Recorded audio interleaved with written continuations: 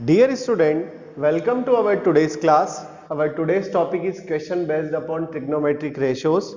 इससे पहले भी मैंने आपको बहुत सारे क्वेश्चंस करवाए थे ट्रिग्नोमेट्रिक रेशियो से रिलेटेड, और उन क्वेश्चंस में एक बात कॉमन थी. उन क्वेश्चंस में हम sine cos tan cot sec cosec के जो डिफरेंट डिफरेंट एंगल पर वैल्यूज है वो कहां से पुट कर रहे थे. मैजिकल टेबल जो मैंने आपको एक वीडियो में पढ़ाई थी, वो वीडियो अभी भी हमारे चैनल पर अवेलेबल है. आप जाकर वहां से उस टेबल को पढ़ सकते हैं, लर्न कर सकते हैं. उसको आपको ओरली याद करना है ताकि जब भी आप बोर्ड एग्जाम में जाए और ट्रिग्नोमेट्रिक रेशियो से संबंधित क्वेश्चन करें तो वहां से आपको क्वेश्चन इजीली सॉल्व करने में हेल्प मिल जाएगी. तो आइए आज हम देखते हैं हमारा next question. cos 30 plus sine 60 upon 1 plus cos 60 plus sine 30 is equals to under root 3 upon 2. यानी कि हमें इस LHS पार्ट को सॉल्व करना है और इस RHS पार्ट के इक्वल लाना है.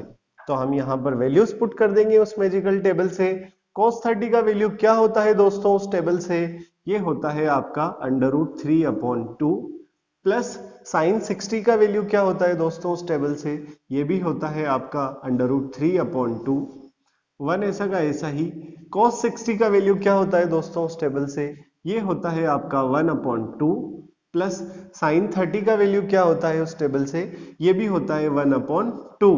अगर 1 का कोई डिनोमिनेटर नहीं है तो आप 1 का बाय डिफॉल्ट डिनोमिनेटर पुट करेंगे 1, यानी कि जिसका कोई डिनोमिनेटर नहीं होता है उसका डिनोमिनेटर होता है 1. अब हम ऊपर ऊपर का अलग एलसीएम ले लेंगे, नीचे नीचे का अलग एलसीएम ले लेंगे. लेकिन एलसीएम के रूल के हिसाब से अगर सेम वैल्यूज ऐड हो रही है तो हम क्या करते हैं, डिनोमिनेटर को ऐसा का ऐसा ही लिख देते हैं और न्यूमरेटर को ऐड कर देते हैं. तो हमने डिनोमिनेटर को ऐसा का ऐसा ही लिखा और न्यूमरेटर को ऐड कर दिया. और नीचे देखिए आप क्या आ रहा है, इनका एलसीएम ले लीजिए चाहे तो. एलसीएम आया 2, 2, 2, 1. इनका एलसीएम आया 2. 1 से 2 को डिवाइड किया आया 2, 2 से 1 को मल्टीप्लाई किया आया 2. प्लस 2 से 2 को डिवाइड किया आया 1 और 1 से 1 को मल्टीप्लाई किया आया 1. प्लस 2 से 2 को डिवाइड किया आया 1 और 1 से 1 को मल्टीप्लाई किया तो आया 1. आगे देखते हैं, रूट 3 प्लस अंडर रूट 3 दोनों मिलाकर क्या आएगा? 2 अंडर रूट 3. नीचे क्या है? 2. 2 प्लस 1 प्लस 1 4 और नीचे क्या है? 2. अब आप a upon B whole upon C upon D, वो फॉर्मूला आपको याद होगा, a upon B whole C upon D. तो इसकी जगह हम क्या लिखते हैं? a upon B into D upon C. चाहे तो हम ये फॉर्मूला यहां पर पुट कर सकते हैं. देखिए आप आगे क्या बनेगा आपका, 2 under root 3 upon 2 into 2 upon 4.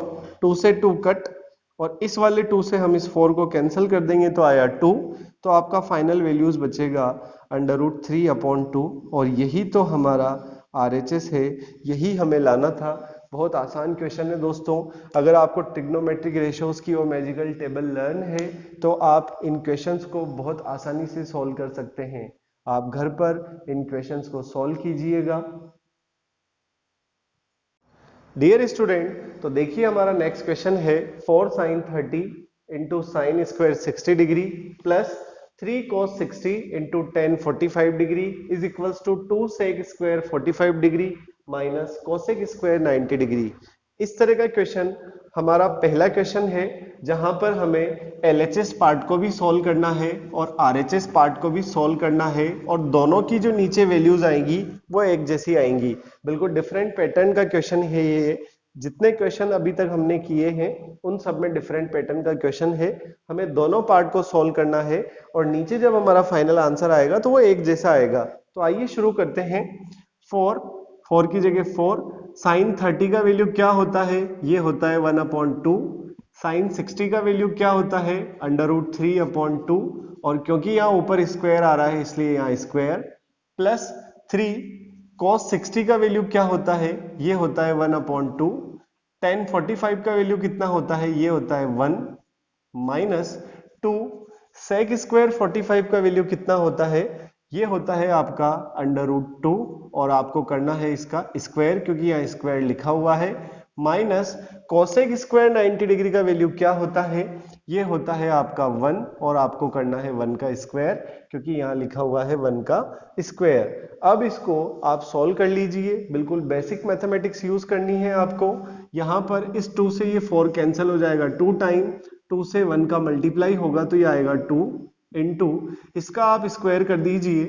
√3 का अगर स्क्वायर होता है तो मैंने पहले भी आपको बताया था, अंडर रूट की वैल्यूज का अगर हम स्क्वायर करते हैं तो वही वैल्यू आती है बिना अंडर रूट के, तो ऊपर आ गया 3, नीचे 2 का स्क्वायर हुआ तो ये आया 4, प्लस इन सबको मल्टीप्लाई कर लीजिए, 3 का 1 से मल्टीप्लाई हुआ तो आया 3, डिनोमिनेटर में 2 है तो 2, और 1 से इस पूरी वैल्यूज को मल्टीप्लाई करेंगे तो वही वैल्यूज आएंगी -2 इक्वल्स टू 2, और √2 का अगर हम स्क्वायर करेंगे तो ये आएगा आपका अंडर रूट की वैल्यू बिना अंडर रूट के, माइनस अगर 1 का स्क्वायर करते हैं तो ये आया आपका 1। इसको सॉल्व कर लीजिए, 2 से ये कैंसिल हो रहा है 2 टाइम, तो ये बचा आपका 3/2 और ये भी है आपका 3/2 इज इक्वल्स टू 2 2 जा 4 -1। इन दोनों का अगर हम एलसीएम लेते हैं तो आता है 2 क्योंकि सेम डिनोमिनेटर है, और सेम डिनोमिनेटर होता है तो हम क्या करते हैं न्यूमरेटर को ऐड कर देते हैं, तो ये आएगा आपका 3 + 3 और ये आया 4 - 1 3, 3 + 3 आपका हुआ 6/2 इज इक्वल्स टू 3। इससे इसको सॉल्व किया, कट हो गया ये 3, तो ये आया 3 = 3। इसका मतलब आपका LHS जो है आपके RHS के इक्वल है, यही हमें लाना था। बहुत आसान क्वेश्चन है दोस्तों, आप घर पर 1 बाई 1 ऐसे बहुत सारे क्वेश्चन करने होंगे आपको, तभी आप ट्रिग्नोमेट्रिक चैप्टर में एक्सपर्ट हो सकते हैं, एग्जाम में क्वेश्चंस आसानी से सॉल्व कर सकते हैं। तो हम उम्मीद करते हैं कि आप घर पर और भी क्वेश्चन सॉल्व करेंगे, प्रैक्टिस करेंगे। तब तक इंतजार कीजिए हमारे अगले वीडियो का, और अगर कोई भी डाउट रहता है आपका तो हमसे कांटेक्ट कीजिए। बहुत बहुत धन्यवाद।